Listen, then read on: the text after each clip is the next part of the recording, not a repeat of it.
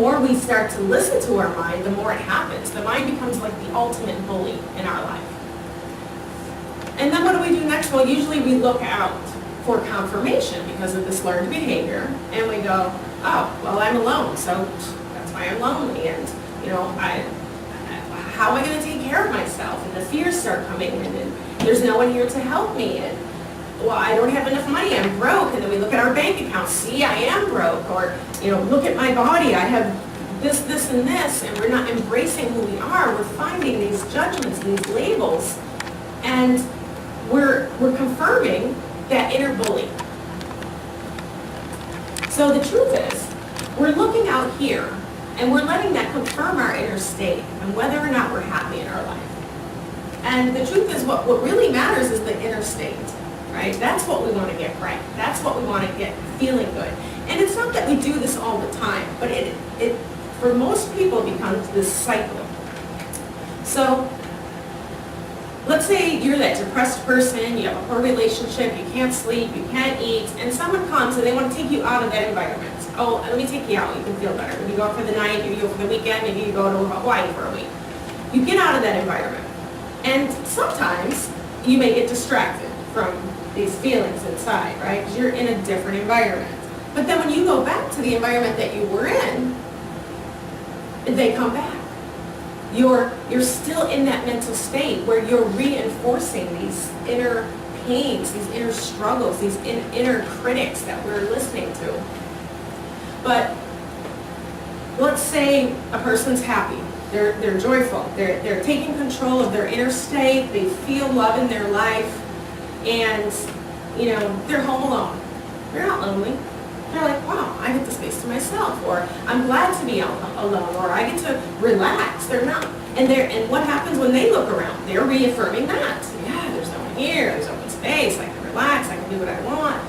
And then say the phone rings and they get a phone call. And it's someone notifying them that the job that they really wanted, they didn't get it. But their inner state is happy. They're full of joy. They're in control of their inner state. So they go, oh, well, okay, well, thanks for letting me know. And, tell the person that got it, congratulations.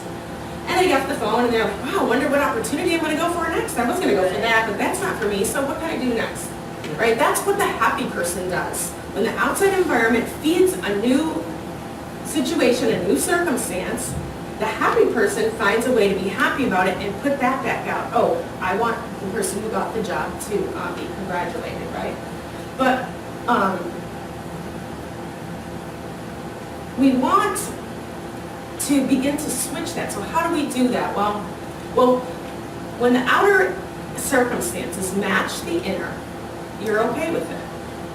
When you get the job, you're happy inside, so you wish the other person. But if you decide it doesn't match, or it gets worse, or it makes you, then you blame that outside circumstance. You blame the mirror for what's going on in here. Are you still with me? Okay.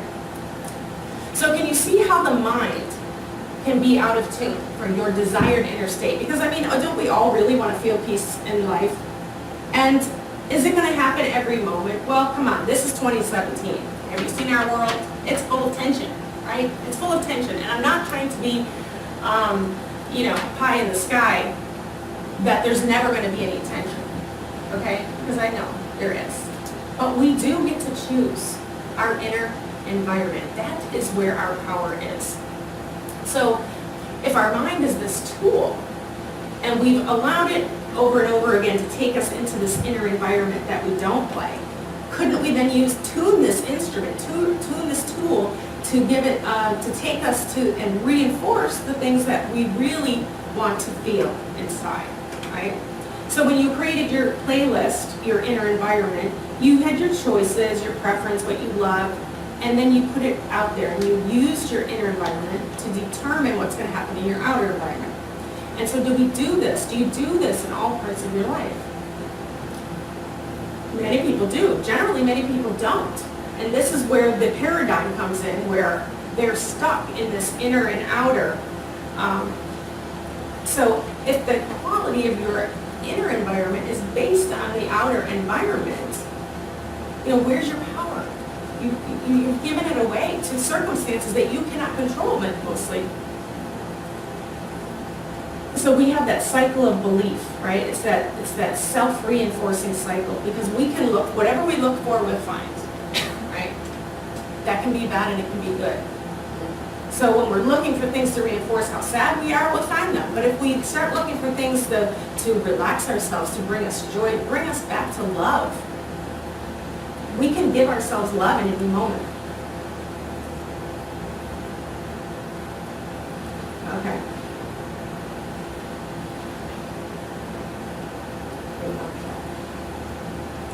What do we do when we have things that happen to us and we want to blame the outside environment? Well, we talk about it, we call people, we use all these low vibrational words, I hate this and this is horrible, and we blog about it, we post about it, we write about it, we cry about it, and we keep enhancing it and self-reinforcing, right? It's continuously. So what are we going to do? How can we create a new habit?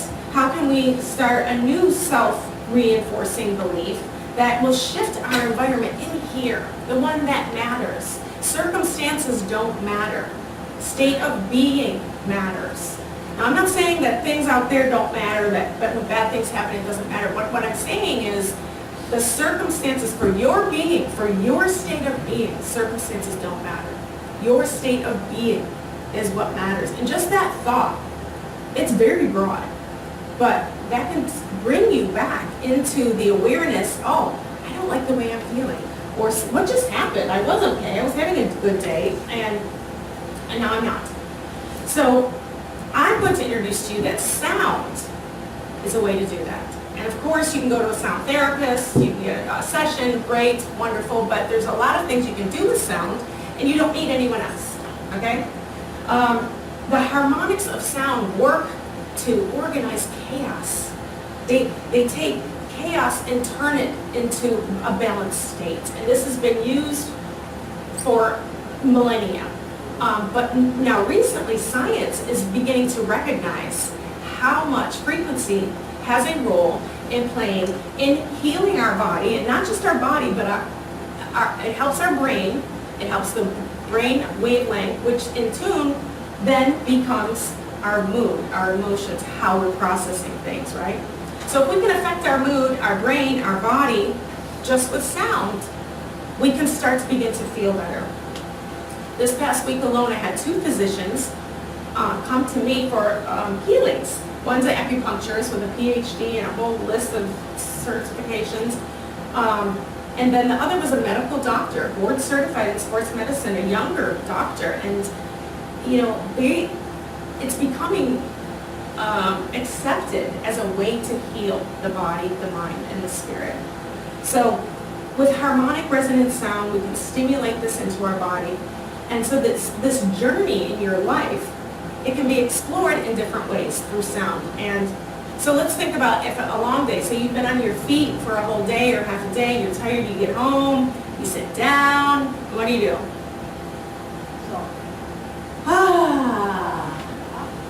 Right?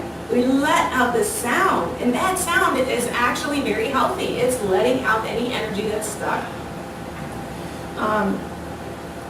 You can use the best instrument for you is your voice. Your voice is the best instrument of healing for you. So using the voice, in addition to singing, how does it feel to sing your favorite song? A song that you know the words to. Feels good, right? Yeah.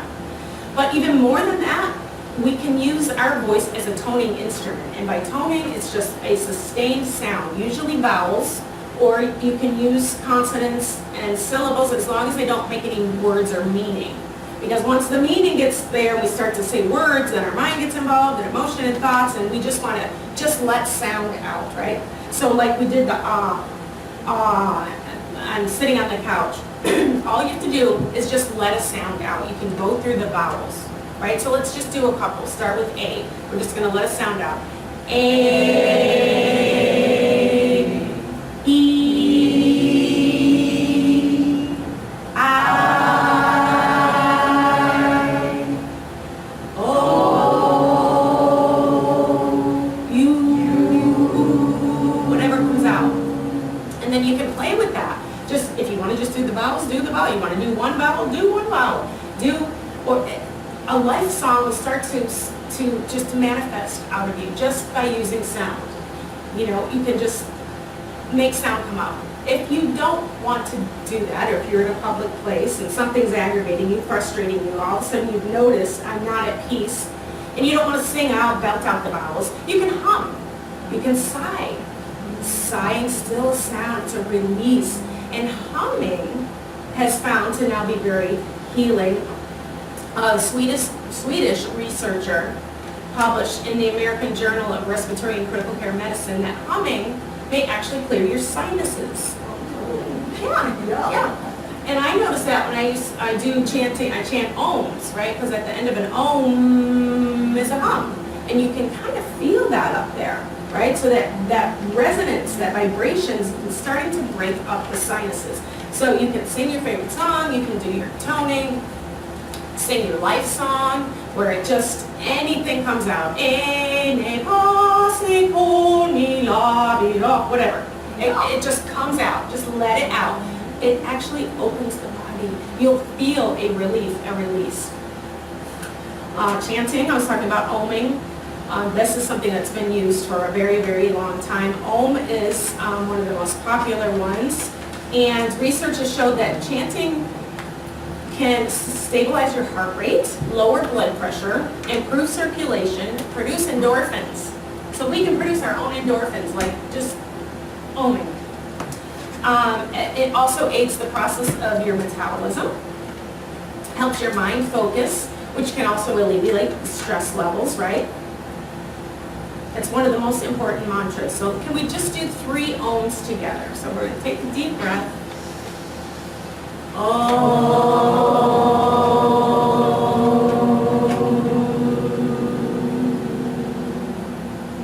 This time, I want you to see if you can kind of resonate it up and feel it in your sinus and get a little nasally, right? And down.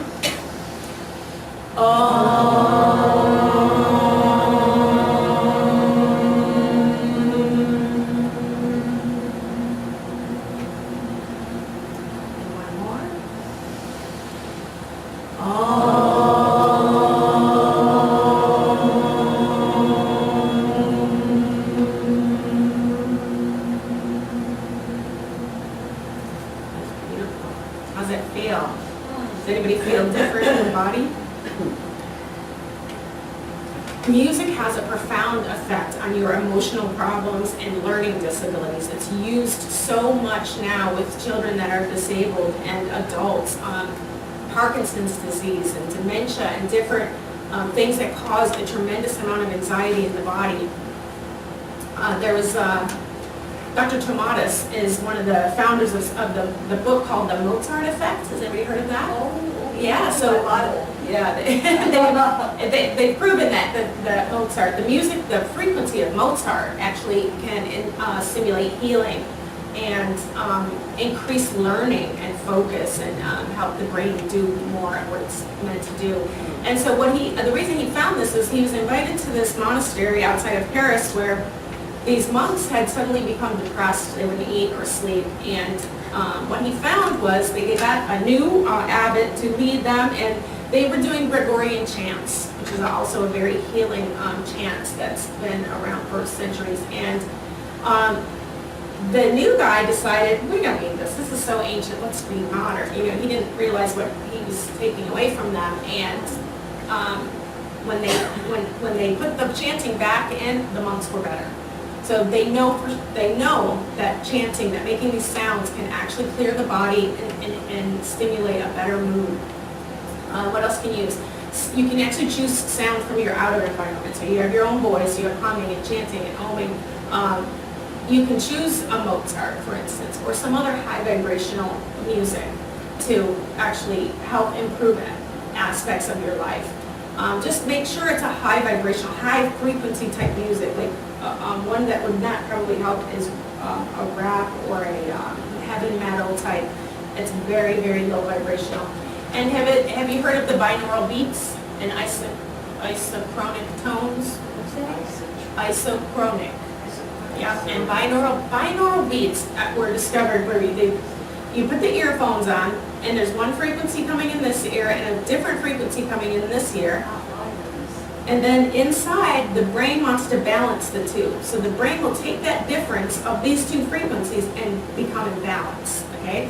And they're all over YouTube. You can buy machines to make them, or just you can buy CDs, or you can just go on YouTube. I do it all the time. And you can even put in frequent, like what you're feeling. So maybe you want to put in binaural beats, depression, binaural beats, sleep, binaural beats, headache. And they're on these frequencies already determined, and then you wear them, you just put them in earphones, and sometimes I even put the earphones in, it still helps. So that's another easy, free way. Solfeggio frequencies are another, a scale of frequencies. You know, everyone knows the do, re, mi, fa, sol, la, ti, do.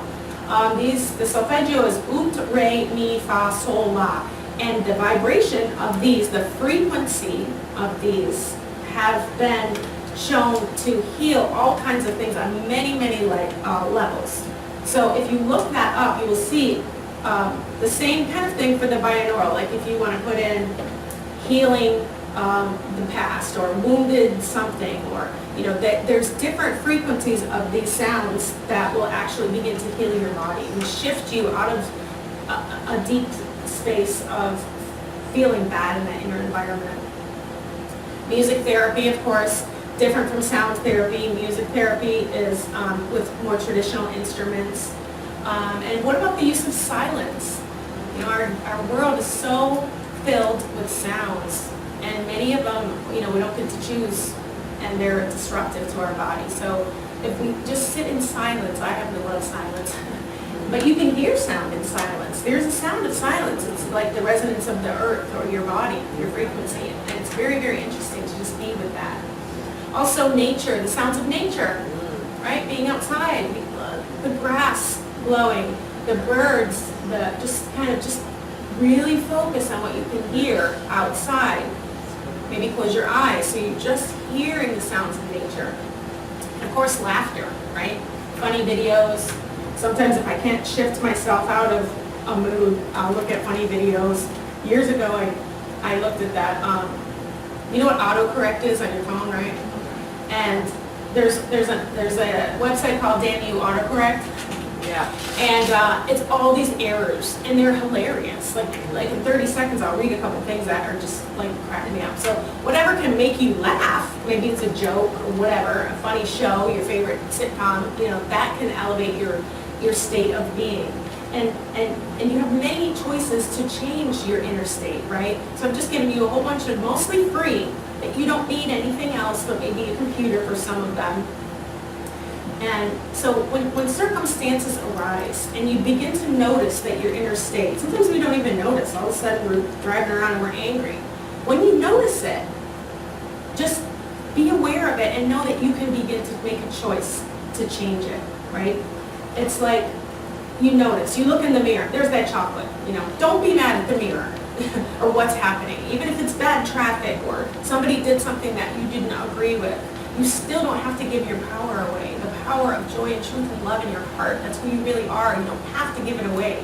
And you don't have to try to get the chocolate off the mirror, because that's not going to work. You can't change that outer environment all the time to make this inner, right? We have to go within.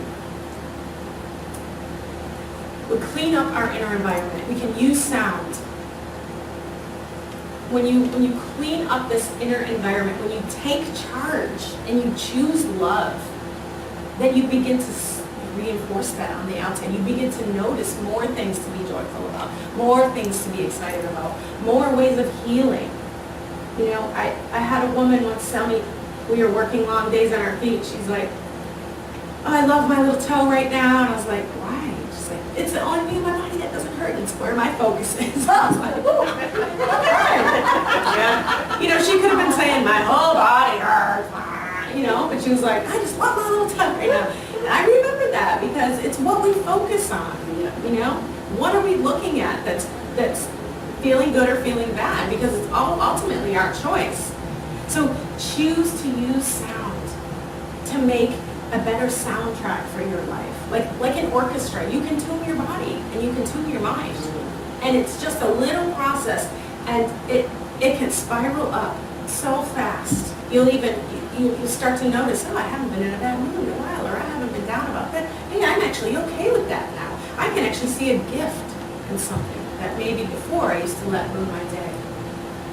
So you can control your environment, or you can let your environment control you. What are you going to do? Circumstances don't matter in here. State of being matters.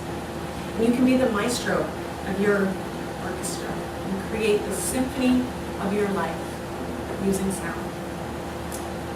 Thank you. Thank you.